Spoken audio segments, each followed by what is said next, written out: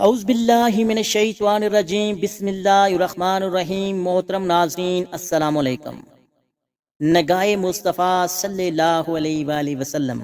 محترم ناظرین، تفسیر میں موجود ہے کہ جب اللہ تعالیٰ نے حضرت موسیٰ علیہ السلام کو اپنی ایک تجلی پہاڑ کے واسطے سے دکھائی تو حضرت موسیٰ علیہ السلام کی نظر اتنی تیز ہو گئی کہ آپ علیہ السلام 40 میل کی دوری سے اندھیری رات میں سیاہ پتھر پر کالی چونٹی کو بالکل صاف دیکھ لیتے۔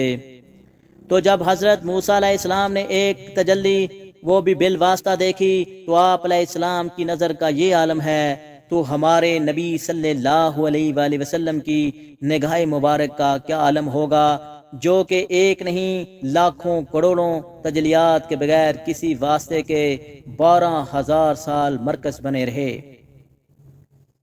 جناب رسول اللہ صلی اللہ علیہ وآلہ وسلم نے فرمایا، اللہ تعالیٰ فرماتا ہے، اے میرے بندو، تم سب گمراہ ہو سوائے اس کے جسے میں ہدایت دوں، اس لیے تم سب مجھ سے ہدایت مانگو، میں تمہیں ہدایت دوں گا، اور تم سب کے سب محتاج ہو سوائے اس کے جسے میں غنی مالدار کر دوں، اس لیے تم مجھ ہی سے مانگو، میں تمہیں رزق دوں گا، اور تم سب گناہ گار ہو سوائے اس کے جسے میں عافیت دوں، سو جسے یہ معلوم ہو کہ بخشنے پہ قادر ہوں، پھر بھی مجھ سے مغفرت چاہتا ہے تو میں اسے معاف کر دیتا ہوں۔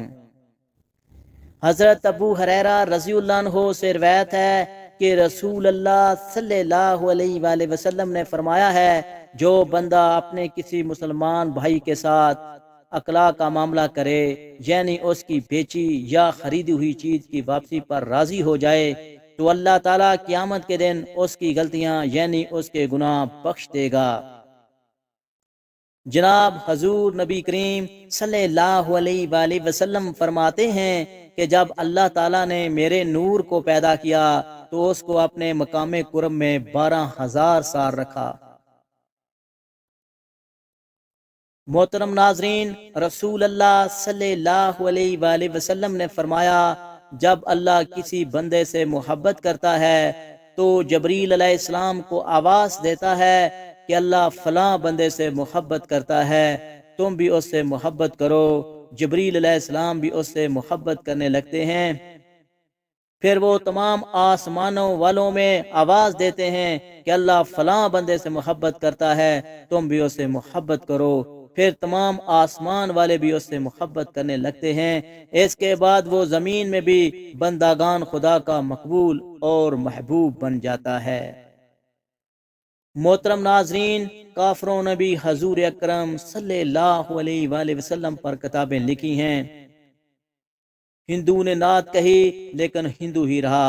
حضور پاک صلی اللہ علیہ وآلہ وسلم کے دین کو ماننا، حضور پاک صلی اللہ علیہ وآلہ وسلم کی ذات کو ماننا اور حضور پاک صلی اللہ علیہ وآلہ وسلم کے خیال کو ماننا کم لوگوں کے نصیب میں آیا ہے۔ اس لیے میں آج آپ کو ایک نئی بات بتا رہا ہوں کہ یہ ضروری نہیں کہ نعت کہنے والا محبت کرنے والا بھی ہو، حالانکہ نعت پیور محبت کا تحفہ ہے۔